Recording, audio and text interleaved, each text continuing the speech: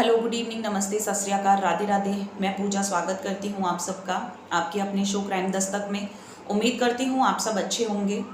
Police अगर चाहे तो किसी मंदिर के बाहर से एक चप्पल भी चोरी नहीं हो सकती, ऐसा पुलिस के लिए कहा जाता है और ये बिल्कुल सही भी है, क्योंकि अगर अपनी कार्रवाई अपने काम पे आती है तो वो किसी भी अपराधी को कभी छूटने देती।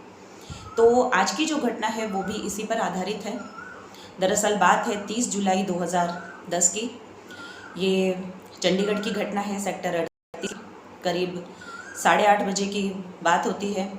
नेहा अहलावत अपने घर की तरफ जा रही होती है। इंग्लिश स्पीकिंग का कोर्स करती है, तो कोचिंग इंस्टीट्यूट से आते वो अपने घर के रास्ते की तरफ जा रही होती है स्कूटी से। उसी समय रास्ते में बारिश हो जाती है काफ़ी तेज़, तो वो टैक्सी स्टैंड पे रुक जाती है, अपनी स्कूटी वहीं खड़ी करती है, काफ़ी समय वहीं पे इंतज़ार करती है ताकि बारिश रुक जाए तो जो किताबें हैं और बैग है वो भीगे नहीं और वो सुरक्षित अपने घर चली जाए।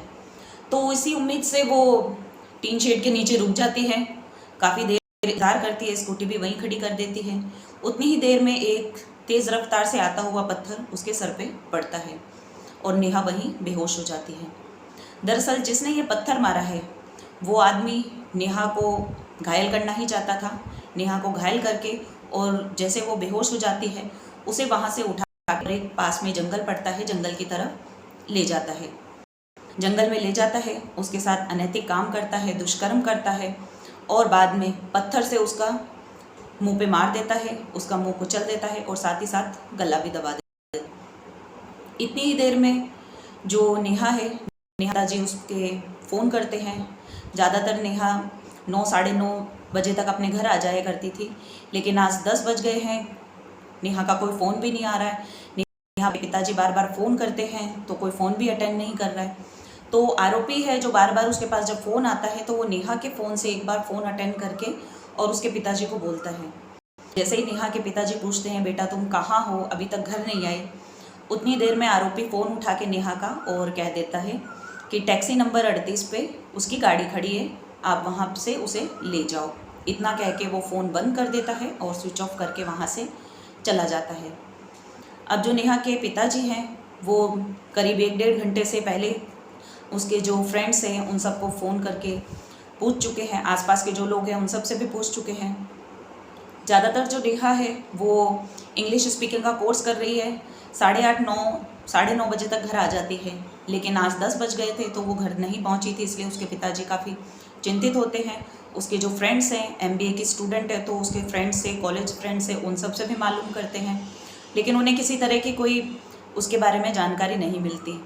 इसलिए फिर वो जाके और जैसे उनको पता चलता है कि टैक्सी स्टैंड पे उसकी गाड़ी खड़ी है तो वो भागते हुए वहाँ जाते हैं अपने घर वालों के साथ और वहाँ जाके चेक करते हैं तो स्कूटी पे कुछ खून के धब्बे लगे हुए होते हैं। जैसे वो देखते हैं तो वो बेचारे बहुत परेशान हो जाते हैं और उसी समय आसपास के जगह पे ढूंढना स्टार्ट कर देते हैं। जब उन्हें किसी तरह की कोई छानबीन करने पर भी नेहा नहीं मिलती तो वो फिर पुलिस थाने जाते हैं। सेक्टर 38 के पास में जो थाना लगता है वहाँ जाके रिपोर्ट लिखवाते हैं और गुमशुदगी की रिपोर्ट दर्ज कराते हैं। पुलिस उनके साथ छानबीन करती है, ढूंढती है। देर रात तक उनके जो घर वाले हैं, करीब उनको 1-2 बजे के आसपास पास के जंगल में जब तफ्तीश की जाती है, ढूंढा जाता है तो नेहा की लाश मिल जाती है।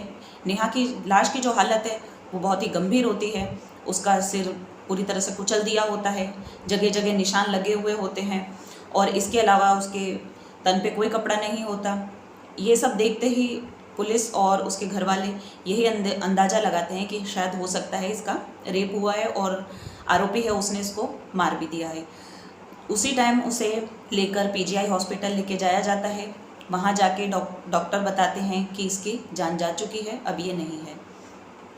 पुलिस केस दायर करती है और आरोपी को ढूंढने की कोशिश करती है, लेकिन पुलिस के वही अभी जो आरोपी है पुलिस के पास किसी भी तरह का कोई गवाह नहीं है, किसी तरह का कोई CCTV कैमरा नहीं है।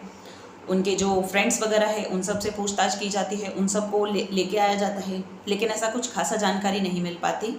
तो ये केस जो है धीरे धीरे ठंडे बस्ते में चला जाता है। अब बात आती है 2022 की। 11 जनवरी 2022 को एक महिला है जो सेक्टर 38 की ही है, चंडीगढ़ की ही दोबारा ये घटना है।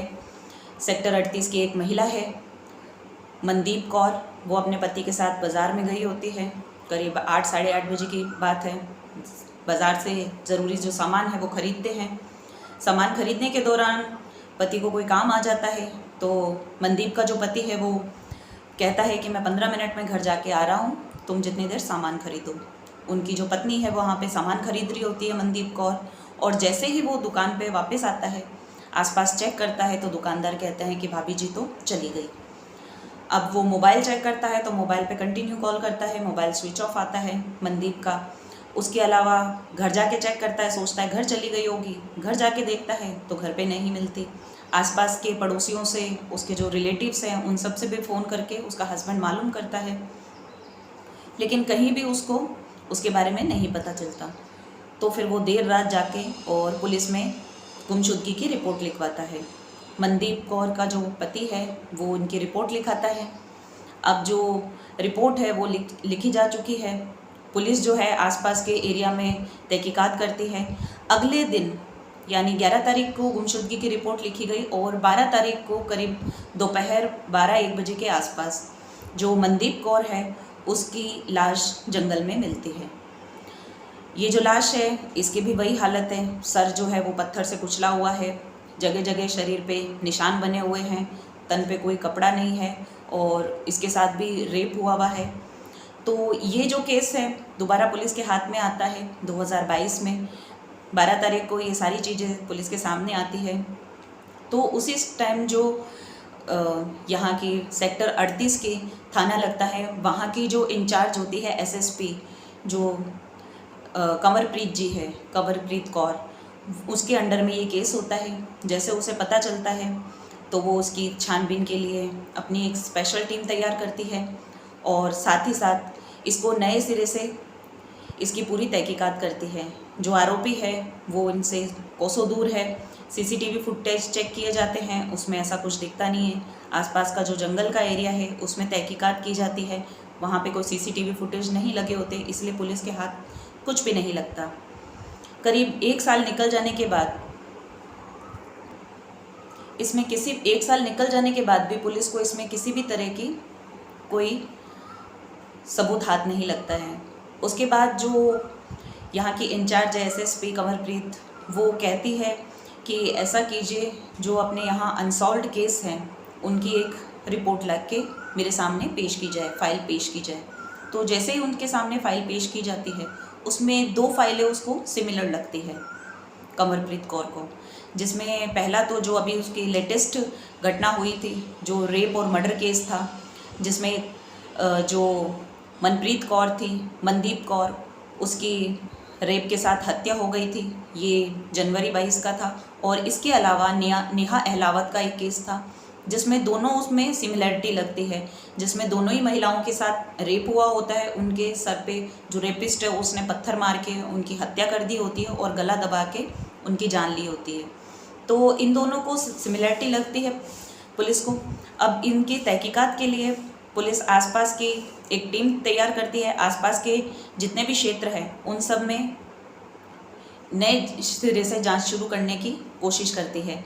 जितने भी पुलिस टीम है उन सबको बनाया जाता है, कंपाउंडर, नर्स और डॉक्टर, इनका एक कैंपेन तैयार करके और आसपास के क्षेत्रों में भेजा जाता है। पुलिस की जो फर्स्ट प्रायोरिटी रहती है वो ये रहती है कि जो टैक्सी ड्राइवर हैं, जो आसपास में रहने वाले, किराए पे रहने वाले लोग हैं और जो कॉलेज स्टूडेंट है जो अपनी फैमिली के साथ नहीं रहते हैं, ऐसे लोगों की पूरी लिस्ट तैयार की जाए। उनके जो ब्लड सैंपल्स है उनको इकट्ठा किया जाए ताकि तब उससे ही डीएनए मैच होके और कातिल को पकड़ा जाएगा। इसी हिसाब से जो पुलिस है वो घर घर जाती है। करीब 800 लोगों के ब्लड सैंपल्स कलेक्ट किए जाते हैं। सब लोगों के घर जाते हैं और सबको यही बताते हैं कि यहाँ पे रक्तदान शिविर बनाया जा रहा है, लगाया जा रहा है, तो उसमें आप सबको भागीदारी करनी है। सबको जागरूक करते हैं। पुलिस वाले डॉक्टर और नर्स बन के सबके घर घर जाते हैं और सबके ब्लड सैंपल जो होते हैं वो कलेक्ट करते हैं। उसमें से एक आदमी रहता है मोनू कुमार। मोनू कुमार पेशे से एक टैक्सी ड्राइवर है।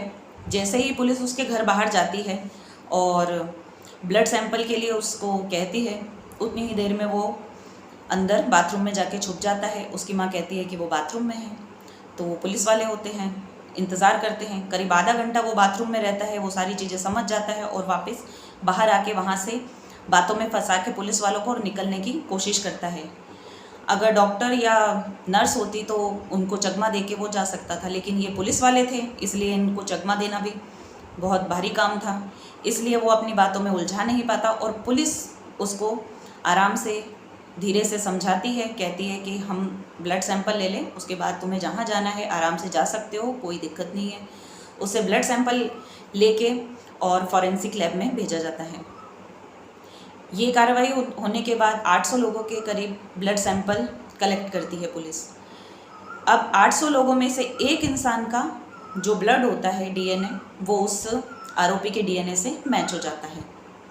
अब पुलिस के हाथ सबसे बड़ा यही चीज़ सबूत होती है। अब इस चीज़ के ज़रिए वो जैसे ही चेक करते हैं तो ये वही आदमी होता है मोनू कुमार, जिसके आधा घंटा पुलिस वहाँ पे इंतज़ार करती रहती है। अब जो पुलिस है, पुलिस के हाथ आरोपी लग जाता है। आरोपी के लिए जैसे ही वो उसके छानबीन के लिए उसके पास जाती है तो वो वहाँ से चला जाता है। वो वहाँ से मोनू कुमार घर पर नहीं होता, अपनी माँ के साथ वो बिहार चला जाता है। बिहार का रहने वाला होता है तो वो बिहार चला जाता है। अब आसपास के लोगों से और उसके जो लिस्ट है वो सब निकाली जाती है तो पता चलता है कि जो मोनू कुमार है, इसका ना तो कोई आधार कार्ड है, ना इसकी कोई बैंक पासबुक है और ना ही इसके पास कोई मोबाइल नंबर है। तो पुलिस अगर इसको ट्रैक भी करे तो कैसे ट्रैक करे। अब पुलिस के बाद वापस ये केस आता और वापस आरोपी छूट जाता है। धीरे धीरे समय निकलता जाता है। अब जो पुलिस है उसने अपने जितने भी मुखबिर है उन सबको कह रखा है कि जैसे ही मोनू मिले या तुम्हें कोई खबर मिले तो जल्दी से पुलिस में इत्तला करना। करीब 9 महीने बाद 1 मई 2024 को जैसे ही मोनू अपने घर लौटता है, बिहार से चंडीगढ़ वापस आता है और मुखबिर से पुलिस को सूचना मिल जाती है। पुलिस आते ही उसे पकड़ लेती है। पहले तो वो काफ़ी मना करता है कि नहीं साहब, उसने कुछ नहीं किया, वो जानता ही नहीं है। लेकिन पुलिस जब उसके सारे चीज़ें उसके सामने रखती है तब वो अपना जुर्म है वो कबूल लेता है और वो बताता है कि ये जो घटना की है ये उसने पहली बार नहीं की है, 2010 में भी उसने की थी। जबकि पुलिस को ये चीज़ पहले ही पता चल जाती है। ये जो डीएनए है ये नेहा अहलावत के भी जो फॉरेंसिक लैब थी उसका जो आरोपी था उसके डीएनए से भी मैच होता है और साथ ही साथ जो अभी मनदीप कौर के जो आरोपी था उसका डीएनए भी सेम मोनू कुमार का ही था। इससे ये पुलिस को बिल्कुल क्लियर हो जाता है कि जो मोनू कुमार है यही दोनों हत्याओं का और दोनों मर्डर का यही एक ही आरोपी है, कोई अलग अलग नहीं है। इसने ही दोनों मर्डर किए होते हैं और दोनों रेप इसी ने किए होते हैं। ये सीरियल किलर है। जब पुलिस उसको बताती है तो वो अपने आप को मना करता है, लेकिन बाद में पुलिस के सामने फिर उसको अपनी सारी सच्चाई खोलनी पड़ती है और बताता है कि 2006 में भी जो हिमाचल है वहाँ पे एक चंबा जगह है, वहाँ पे भी उसने 6 साल की बच्ची के साथ ऐसा गलत काम किया था और वहाँ की कोर्ट ने उसको पकड़ के 1.5 साल तक जेल में रखा था। उसके ऊपर भी उसको करीब 1.5 साल की सज़ा हुई थी। उसके बाद ये चंडीगढ़ आ गया। चंडीगढ़ में इसने 2010 में नेहा अहलावत के साथ भी गलत काम किया और सोचा कि कोई सबूत नहीं मिलेगा, इसलिए उसको मार के और वहाँ से चला गया। उसके अलावा वापस इसने 2022 के अंदर मनदीप कौर के साथ भी ऐसा ही किया। तो ये रेपिस्ट और ये जो सीरियल किलर था इसको पुलिस ने पकड़ लिया। पुलिस के पास ज़्यादा कोई सबूत नहीं था, लेकिन सिर्फ एक सबूत ही पुलिस के लिए काफ़ी था। तो पुलिस की जो कार्रवाई है इसमें सबसे अच्छी रही, लेकिन फिर भी ये काफ़ी समय रहा कि एक आरोपी को पकड़ने के लिए 14 साल लग गए। एक आरोपी था, जब ये केस दायर हुआ 2010 में, तब से लेके और मई 2024 में आरोपी को पकड़ा गया। पूरे 14 साल लग गए और वो भी इस वजह से कि जो अनसॉल्व्ड केस थे उनकी जब लिस्ट निकाली गई तो वहाँ की जो एसएसपी इंचार्ज आई थी उन्होंने जब कहा कि यहाँ के जितने भी अनसॉल्व्ड केस हैं तो उसमें उनको मर्डर मिस्ट्री दोनों की जो रेपिस्ट होते हैं और इन दोनों की जो मर्डर के घटना है और रेप है वो दोनों को सही लगता है। इसीलिए वो आगे कार्रवाई के लिए स्पेशल टीम तैयार करती है और इन सब की तहकीकात करवाती है, तो ये सारी घटना उनके सामने आती है। अगर ये नहीं किया जाता तो आज भी आरोपी बाहर फरार रहता और पता नहीं अभी तक उसने 2-3 और मर्डर और रेप कर दिए होते। तो ऐसे आरोपी को पकड़ के और अब इसके ऊपर जो कार्रवाई है वो अदालत तय करेगी। तो मिलते हैं कल फिर एक नई स्टोरी के साथ। आज की स्टोरी आपको कैसी लगी कमेंट्स करके ज़रूर बताएं। अगर स्टोरी अच्छी लगती है तो लाइक करें, चैनल को सब्सक्राइब करें और साथ ही बेल आइकन को ज़रूर दबाएं, ताकि आने वाली नई स्टोरीज़ की आपकी जो अपलोडिंग की इन्फॉर्मेशन रहेगी वो सबसे पहले आपको मिल जाएगी नोटिफिकेशन। तो मिलते हैं कल फिर एक नई स्टोरी के साथ। नमस्ते, जय हिंद, जय भारत। सतर्क रहें, सावधान रहें।